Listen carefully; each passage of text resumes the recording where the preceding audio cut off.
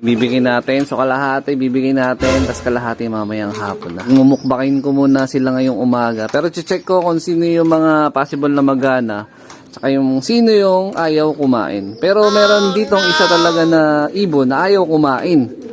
At ang dahilan, dahil dito. Ayan. So kahapon, ganun yun na-obserban ko. Kasi nga, si Jap...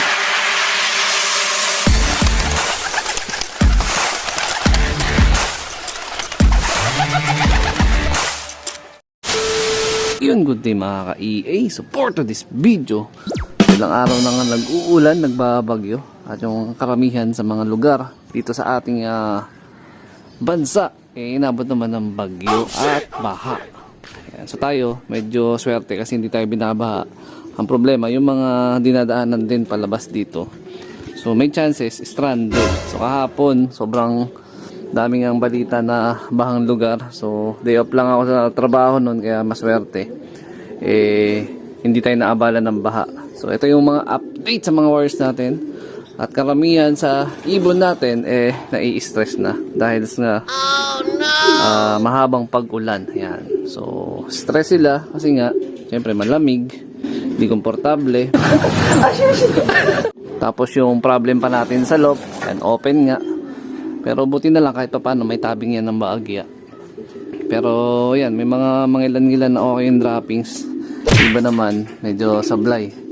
Pero based naman sa mga mata nila, kanina nag-check na ako. Mukhang all goods naman sila. Sadyang na-stress lang. So, gagawin natin, magbibigay na lang tayo ng mga supplement or na ideal pills supplement sa mga wires natin. Ayan, medyo madilim dito. Problem ko pa nga dito, kukunti na lang itong stock natin ng ideal pills. Plano ko nito, paabutin pa to hanggang South Derby. Ayan, no? So less than half na yung ating ideal pills. Yung isang canister natin, umaabot naman ng ano to, ng 2 hanggang 3 season. Sana umabot sa SDR pa. Ayan. So problem naman namin dito sa bahay, mula kahapon, bukod sa malakas ang ulan, wala kaming tubig. Ayan, konti na lang ang tubig namin, no? Yan na lang, tapos yung tubig dun. So struggle sa sistema ng paggamit ng palikuran, tapos paglinis din dito sa breeding section. Ayan. So ayan, kanina mga bandang mag-aalas 6, lakas pa ng ulan. Grabe, lakas na naman ng ulan, guys. Time check natin 5:45. Ayan, mag-aalas 6 na. Kala ko hupa na yung bagyo, pero ito na naman, oh. Buhos-buhos na naman. Para mas malakas yung ano ngayon, yung ulan, oh. Ayan, oh. May hangin na Pero parang nagiging siste, parang nag-iipon lang ng maiuulan, tapos bibiglang bubuhos na naman. Kaya lang sabi naman sa balita, yung mga nabahang lugar is passable na. Ibig sabihin, nadadaanan na. Tama po ba yun? Meron tayong mga post sa social media natin, sa EA Love TV page, na may mga bindahang lugar. So yung mga pinost ko doon sa Ditex, taga doon kasi yung parent ko. Kaya yun, na-post natin. Tapos yung Pearl Drive, yan, dati hindi nadaanan ko rin yan before. Yan. So ito yung mga status ng ibon natin. Yan. Yun, to, kagaya ito, bumabahing-bahing na. Gusto po, nangyari sa'yo. Sipon ka na?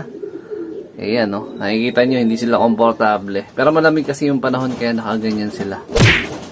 Buti na lang, kahit pa paano, protektado sila. Kasi nga, fully vaccinated yung mga wires natin dito. At the same time, meron tayong mga binibigay na mga prevention. So ngayon, dahil wala pa tayong nakikitaan ng sintomas ng sakit, ganun din, prevention pa din yung ibibigay natin. So, bukas na tayo magbibigay ng All Herbs Probiotic. Pero ang ibibigay ko today sa kanila is ideal pills nga. Samahan ko na rin ng calcium para sa ano nila. Yan, buto-buto, balahibo. Yan, nakakatulong kasi yan mga kalapatids. Yan, mga ibon natin. Di tayo nagparoon na ngayon, pero kahapon nagparonda pa ako Nakapagpalipad pa ako kahapon. Yan. So ngayon, di muna. Totally pahinga muna.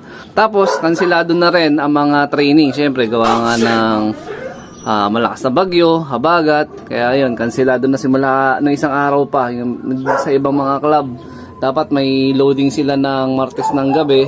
So kinancel. So kagabi, Merkules na naman, cancel pa rin yan kasi nga maulan. So baka mag-continue yung pinaka-training natin Sabado na ng umaga. Ayan. Pero di ko sure kung tatalon ba ng training o mag-i-stay dun sa schedule ng training kasi possible na susunod na training namin mga kalapatids is Talavera na. Kaya lang ang magiging problema nito kung babiyahin naman yung truck pa north, di natin sigurado kung maginhawa na ba yung magiging biyahe ng mga truck papunta nga sa north. Ayan. 75 years later. Update tayo mga ka-EA. Time check, 7 o'clock in the morning. Ayan. Medyo parang gutom-gutom na sila eh. Ayan o. Ito yung bibigyan natin. So kalahati bibigyan natin. Tapos kalahati mamayang hapon na. Ayan. Medyo pagmumukbakin ko muna sila ngayong umaga. Pero check ko kung sino yung mga possible na magana. Tsaka yung sino yung ayaw kumain. Pero meron ditong isa talaga na ibon na ayaw kumain. At ang dahilan, dahil dito. Ayan. So kahapon, ganun yung na-obserban ko. Kasi nga, si Japan Dagit is nagbuga na naman ng itlog. Ayan yung aparis niya, sila kastama. So, noong nakaraan, na-content ko nga to na nangulelat noong nakaraan na training natin sa Tarlac City. Kasi nga, mag-iitlog, mabigat ang puwetan. So, sa ngayon, paglinis na ako kanina, pero mga panibagong droppings na nila nandyan. Ayan, may mga bisaklat na mga droppings. Pero yun, based naman dito sa mga perch nila, goods naman. May mga mangilan-ngilan lang talaga na alanganin. Kaya magbibigay na tayo ng ideal tips sa ngayon. Pero di tayo nag-aalala kasi nga, alam naman natin na protektado yung mga ibon. Paano masabi? A few moments later. Pasok muna natin kasi may mga hindi pa tayo batcher dito. Lalo-lalo na yung ating Team MacArthur. Ayan. Sila. Ka lang ha. Dito muna tayo magpapakain sa loob. Ayan. Kalahati na ba? Mamaya na. Sige, magmukbang muna kayo dyan. So lahat nagbabaan naman. Kahit si Japan Dagit. Ayan, naubusan siya ng pagkain kahapon Kaya ayan, lumabas. Kumain na. So, wala na iwan sa mga parts natin. So, meaning, good sa mga wires natin. Lahat kondisyon. Talagang stress lang sila. Dahil nga sa sama ng panahon at sa lamig ng panahon. Ayan. So, ultimo nga tayo. Pag gantong malamig, mas gusto nga natin nakadoble pa yung damit natin. Tapos, di na tayo nag-electric fan, no? Ayan. So, kagabi, ganun nangyari. Ayan. So, ganun din sila. Siyempre. Ang protection lang naman nila sa katawan is yung pinakabalahibo nila. Yun nga lang, ang problema, open yung loop natin. Pero not totally open na open. Ayan. So sana magtuloy-tuloy na yung magandang panahon at humupa na nga ang ulan. Para makabalik na tayo sa ating mga kanyang-kanyang hanap buhay at maayos na kondisyon. So dahil dito ko natatapusin yung video na to. Shoutout sa mga solid supporter natin dyan. Siyempre huwag kakalimutan mag-like, comment, and share. At mag-subscribe. So, ingat kayo lahat mga kalapatids ha. Pagkaalanganin, huwag na kayong dumiretso. Pahinga na lang muna sa bahay. So, God bless.